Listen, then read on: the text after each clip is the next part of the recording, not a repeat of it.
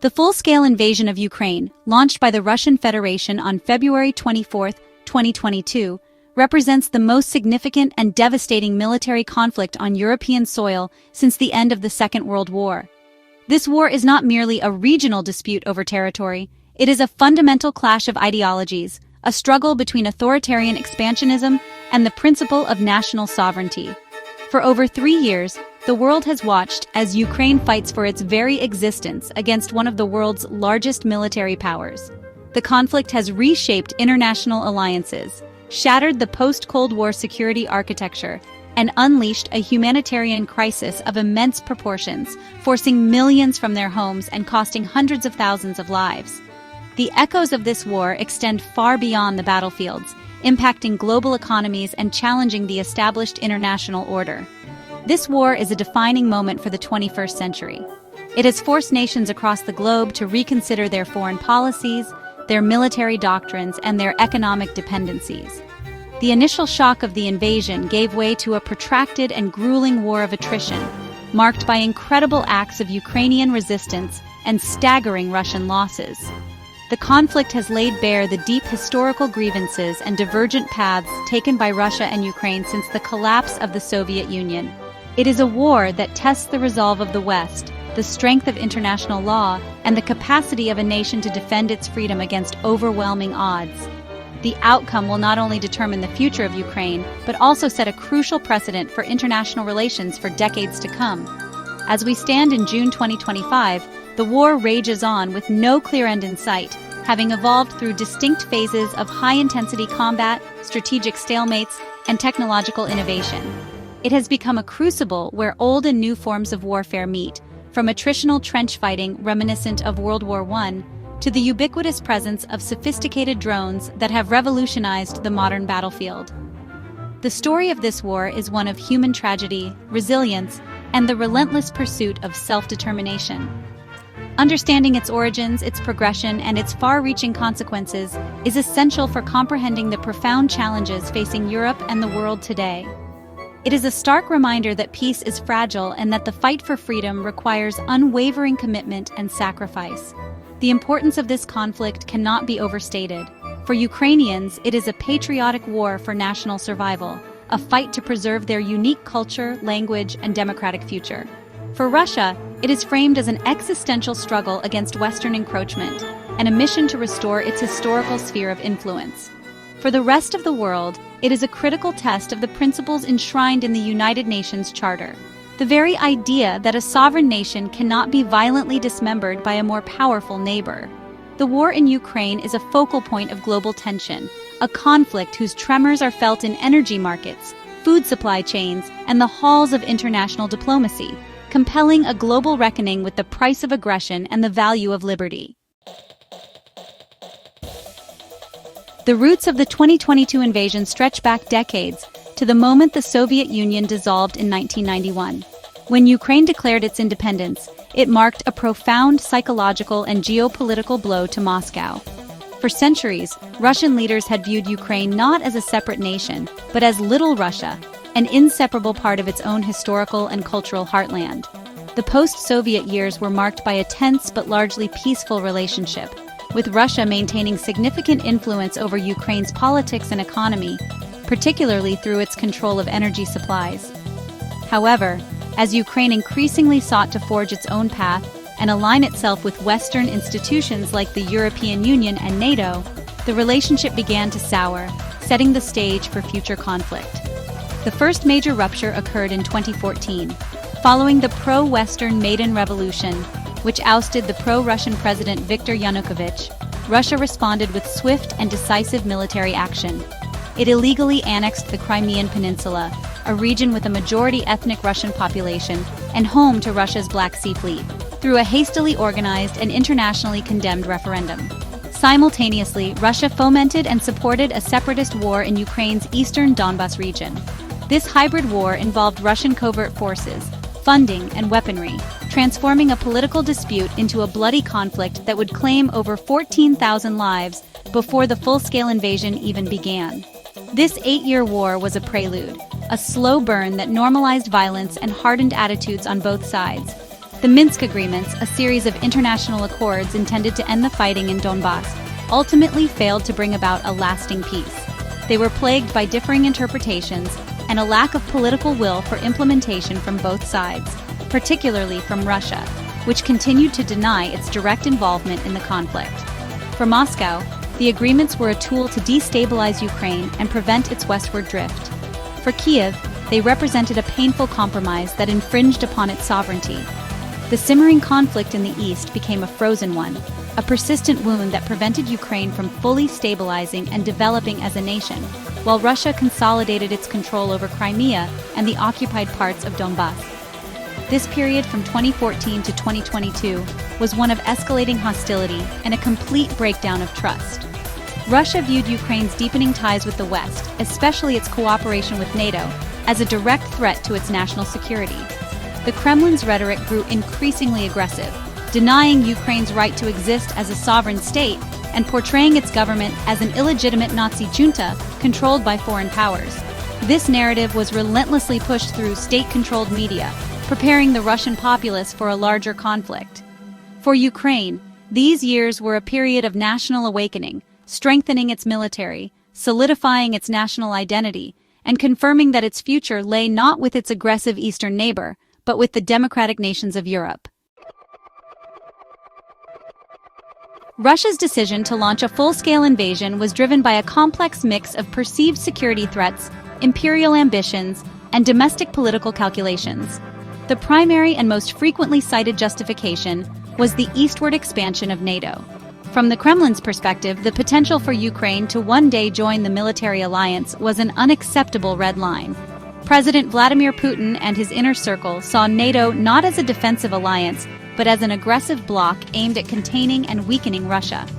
Allowing Ukraine, a country with a long shared border and deep historical ties, to join this hostile alliance was seen as an existential threat that would place enemy military infrastructure directly on Russia's doorstep, nullifying its strategic depth. Beyond the strategic rationale of halting NATO expansion, the invasion was fueled by a deeply ingrained imperialist ideology. President Putin has repeatedly articulated a historical view that denies Ukraine's legitimacy as a sovereign nation.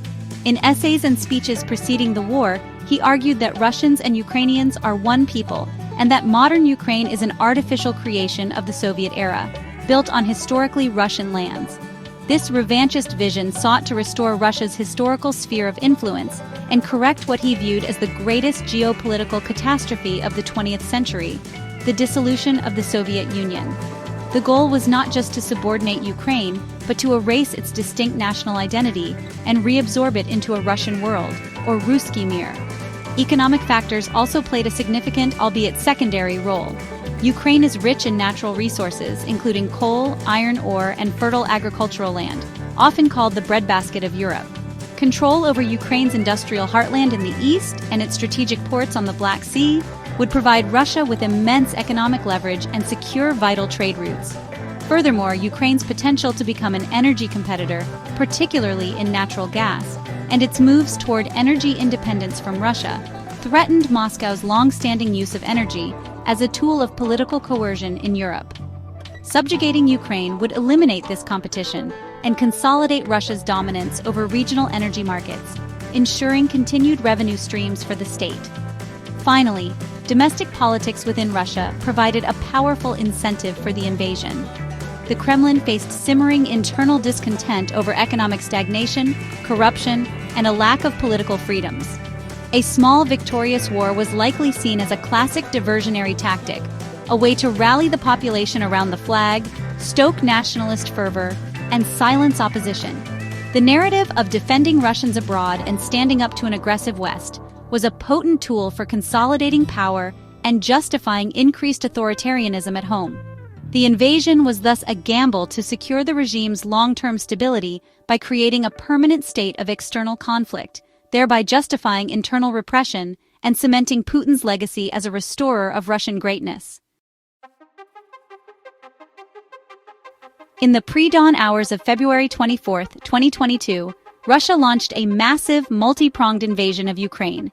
The assault began with a barrage of cruise and ballistic missiles targeting military bases, airfields, and command centers across the country. Simultaneously, Russian ground forces poured across the border from three directions: from the north via Belarus towards the capital, Kiev, from the east into the Kharkiv and Donbas regions, and from the south out of occupied Crimea towards Kherson and Mariupol.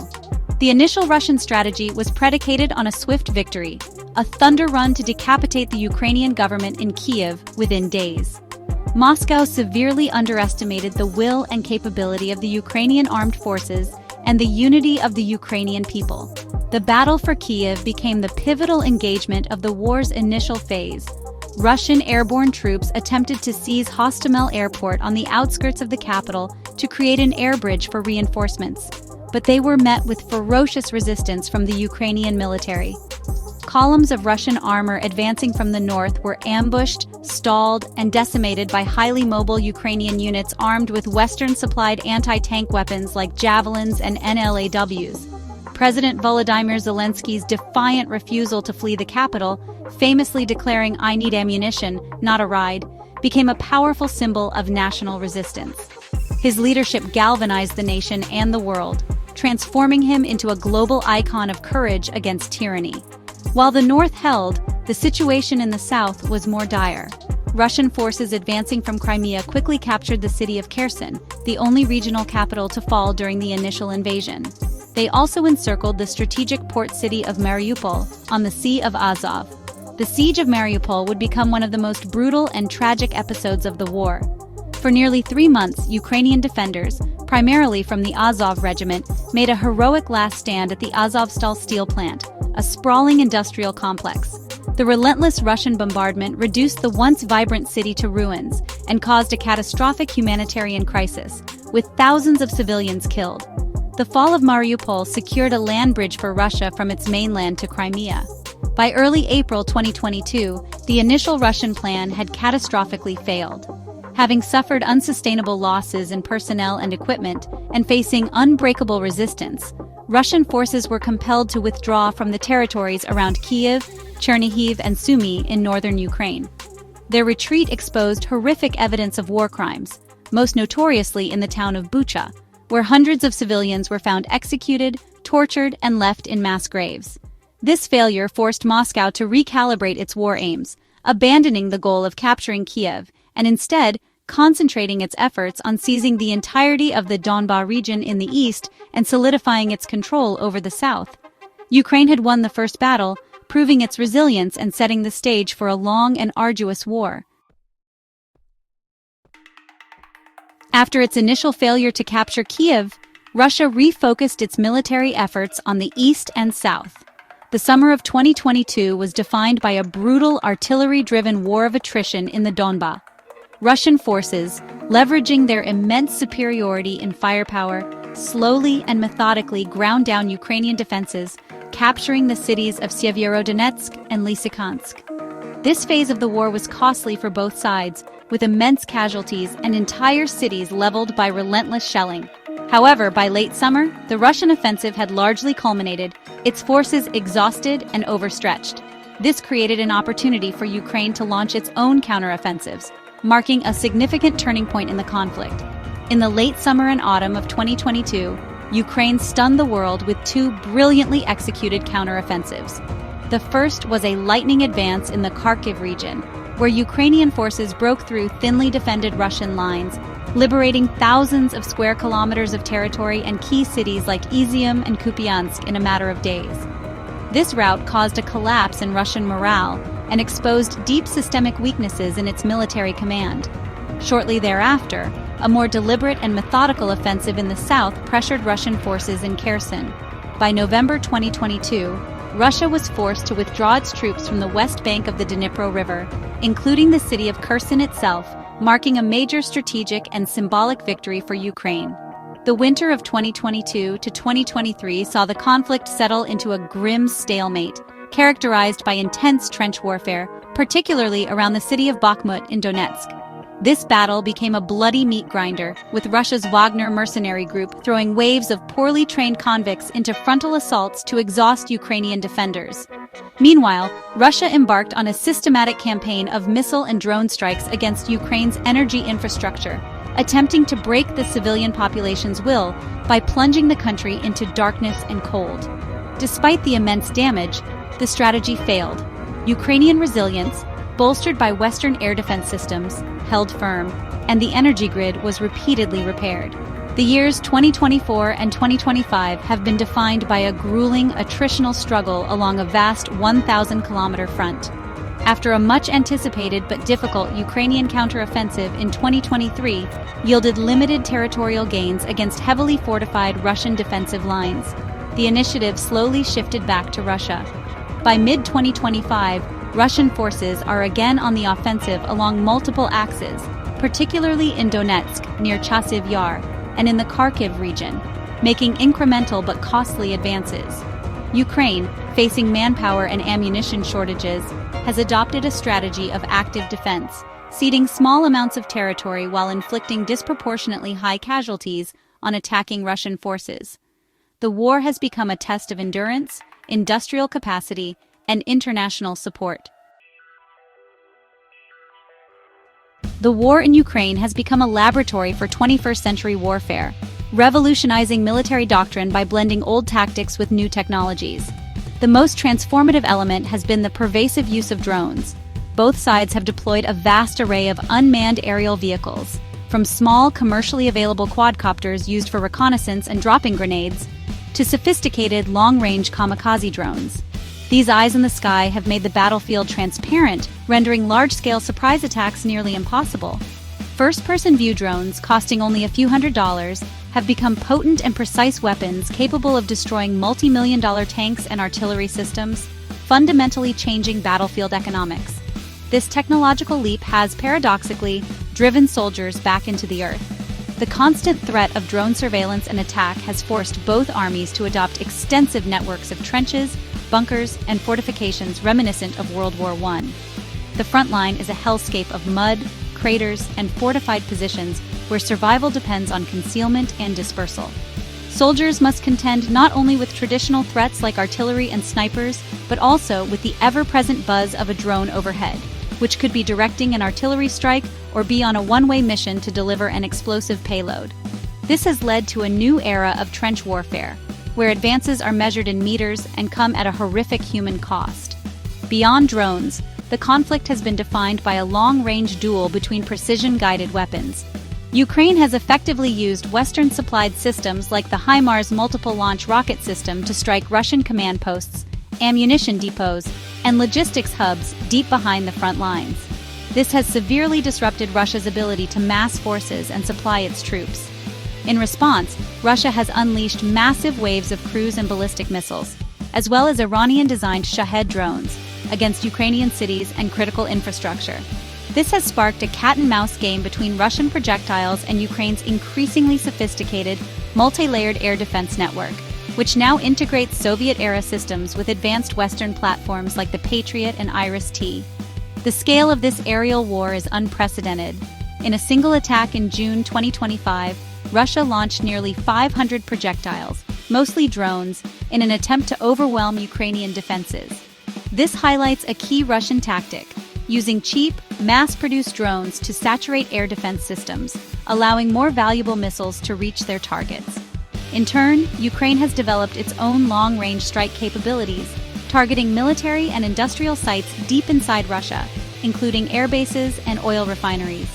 The war has demonstrated that victory in modern conflict depends not just on manpower and armor, but on a complex interplay of electronic warfare, air defense, precision strikes, and the industrial capacity to produce and deploy thousands of drones. The war has inflicted a devastating human toll on Ukraine, a scale of suffering not seen in Europe for generations. While precise figures are closely guarded, military casualties on both sides are estimated to be in the hundreds of thousands. For Ukraine, every loss is felt deeply across a society mobilized for its survival. But the tragedy extends far beyond the battlefield. Thousands of Ukrainian civilians have been killed by indiscriminate Russian shelling, missile strikes, and bombing campaigns that have targeted residential buildings, hospitals, schools, and shelters. Cities like Mariupol, Bakhmut, and Avdiivka have been almost entirely erased from the map, their names now synonymous with destruction and human suffering. The conflict has triggered the largest refugee crisis in Europe since World War II. According to the United Nations, millions of Ukrainians, overwhelmingly women and children, have been forced to flee their country, seeking safety in Poland, Germany, and other nations across the continent and the world. Millions more are internally displaced, having abandoned their homes in the east and south for the relative safety of Western Ukraine. This massive displacement has torn families apart, disrupted entire communities, and created immense social and psychological trauma. The challenge of supporting these displaced populations, providing housing, education, and healthcare, has placed a significant strain on both Ukraine and its international partners. Throughout the conflict, a horrifying pattern of war crimes and human rights abuses committed by Russian forces has been documented. The discoveries in liberated towns like Bucha and Izium revealed evidence of summary executions, torture chambers, and widespread violence against civilians. International bodies, including the International Criminal Court, have issued arrest warrants for Russian officials, including President Putin, for the unlawful deportation of thousands of Ukrainian children to Russia, a practice condemned as an act of genocide. These atrocities are not isolated incidents, but appear to be part of a systematic policy of terror aimed at breaking the Ukrainian spirit and subjugating the population through fear. Despite the immense loss and trauma, Ukrainian society has demonstrated extraordinary resilience and unity. The war has forged a powerful, shared national identity, transcending previous regional and linguistic divides. An army of volunteers emerged to support the military, deliver humanitarian aid, and help those affected by the fighting. Ordinary citizens have taken up arms, crowdfunded for drones, and worked tirelessly to keep their country functioning under the most difficult circumstances imaginable. While the scars of this war, both visible and invisible, will take generations to heal, the collective resolve of the Ukrainian people to defend their freedom and sovereignty has remained unbroken. Their courage has become an inspiration to the world.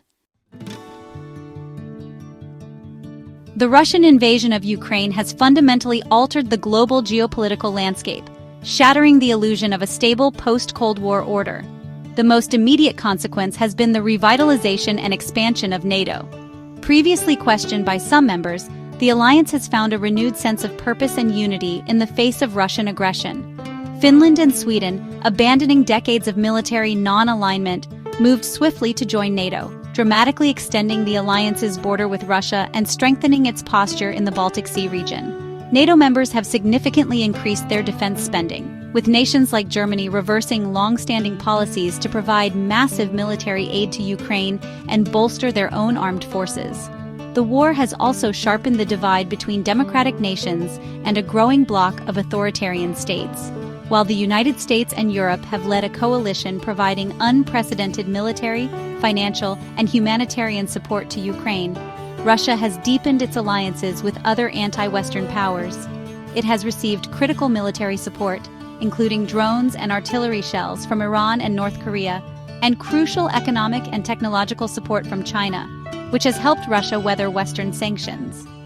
This has created a clear geopolitical fault line, with the war in Ukraine serving as a proxy battleground in a larger global contest between competing visions of world order. The economic consequences of the conflict have been felt worldwide. The war disrupted global supply chains for energy and food, leading to a spike in inflation and threatening food security in vulnerable countries in the Middle East and Africa that depend heavily on Ukrainian and Russian grain. In response, Western nations imposed the most severe sanctions ever leveled against a major economy, targeting Russia's financial system, technology imports, and energy exports. While these measures have degraded Russia's long-term economic potential and its ability to produce advanced weaponry, Moscow has managed to partially reorient its economy eastward, finding new markets for its oil and gas in countries like China and India. For Ukraine itself, the war has accelerated its integration with the West in a way that years of diplomacy could not. In 2022, the European Union granted Ukraine candidate status, a powerful symbol of the country's European future and a clear rejection of Russia's sphere of influence. The process of alignment with EU laws and standards is now underway, even as the war continues.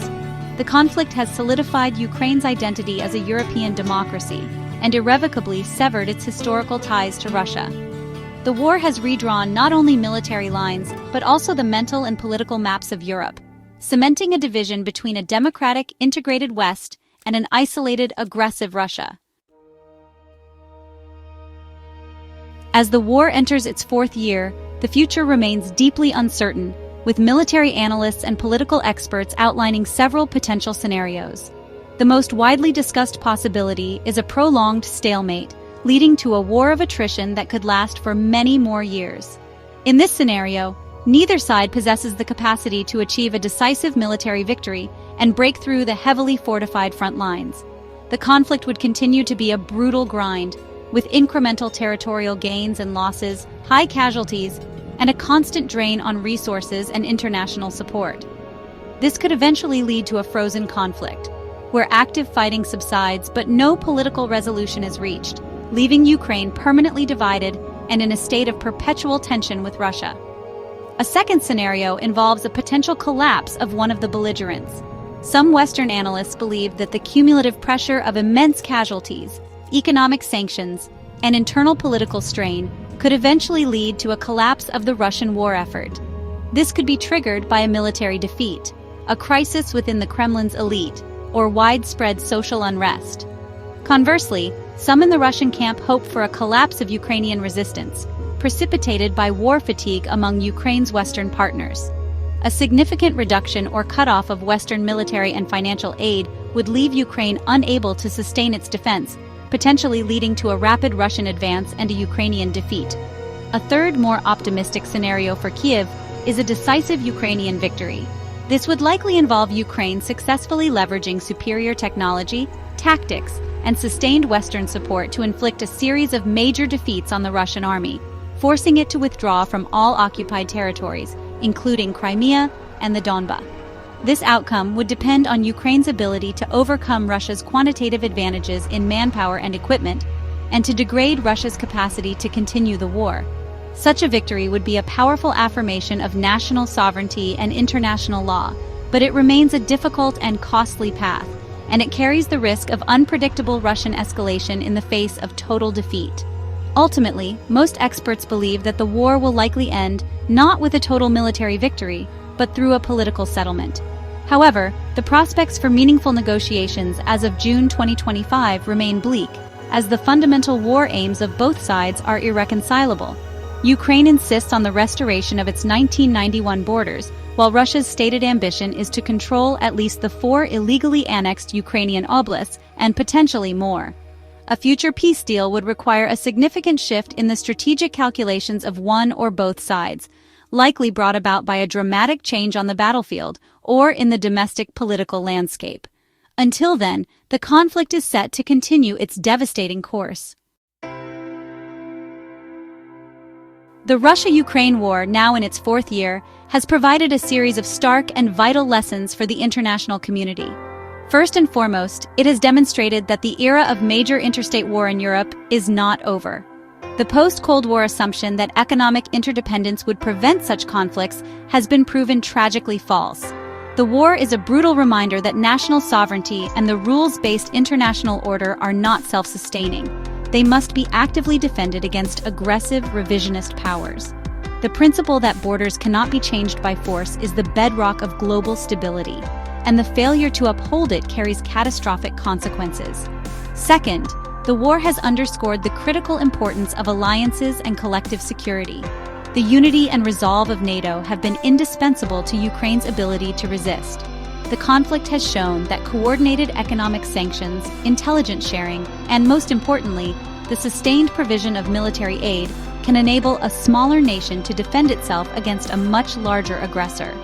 It has also revealed the vulnerabilities of relying on authoritarian states for critical resources like energy.